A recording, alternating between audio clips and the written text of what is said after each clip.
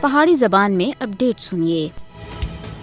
اج جد کہ پوری دنیا میں پانی دا عالمی دیہڑا منایا جا رہا ہے، بھارت پانی کو پاکستان دے خلاف جنگی ہتھیار دے طور تے استعمال کر رہا ہے۔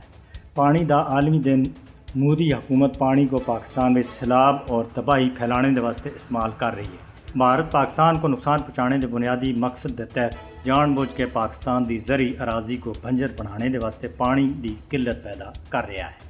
بھارت آبی وسائل کو کنٹرول کر کے خطے وچ اپنا غاصبانہ تسلط قائم کرنے دی ناکام کوشش کر رہا ہے، جس کے تحت ایک تو بھارت دریاؤں دا رخ موڑ کے پاکستان کو پانی سے محروم کر رہا ہے، دوجا وہ ان دریاؤں دے اوتے ڈیم بنا رہا ہے جڑے پاکستان دی طرف آندے ہیں، جبکہ سندھ طاس معاہدے دی روشنی وچ بھارت اس طرح نہیں کر سکتا۔ مودی مسلسل اس سلسلے وچ عالمی اصولوں دی کھلم کھلی خلاف ورزی کر رہا ہے۔ بھارتی حکومت قدرتی آفات کو بھی پاکستان دے خلاف ہتھیار دے طور تے استعمال کر رہی ہے۔ بھارت مانسون دے دوران دریاواں دا رخ موڑ کے پاکستان دی طرف بہت زیادہ پانی چھوڑ دیندا ہے، جس نے پاکستان وچ کھڑی فصلاں کو نہ صرف سخت نقصان بلکہ بڑے پیمانے دے اوتے سیلاب تے تباہی ہوندی ہے۔ بستیاں دی بستیاں زیر آب آ کے لوکاں کو اپنے مکاناں اور مال مویشیاں تے ہاتھ دھونا پیندا ہے۔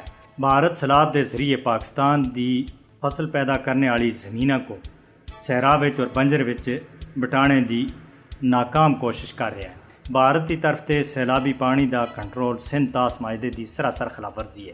سندھ طاس معاہدے دی خلاف ورزی اپنے واحداں تے منکر ہونے اور بین الاقوامی معاہدوں کو توڑنے دی بھارت کی قومی پالیسی دے عین مطابق ہے۔ بھارت بین الاقوامی قوانین اور معاہدوں دی خلاف ورزی کرنے والا ملک ہے۔ عالمی برادری کو خاص طور دے اوتے قدرتی آفات دے دوران بین الاقوامی اصولوں دے اوتے عمل کرانے دے واسطے بھارت دے اوتے دباؤ بانے دے واسطے اگے آنا چاہیے۔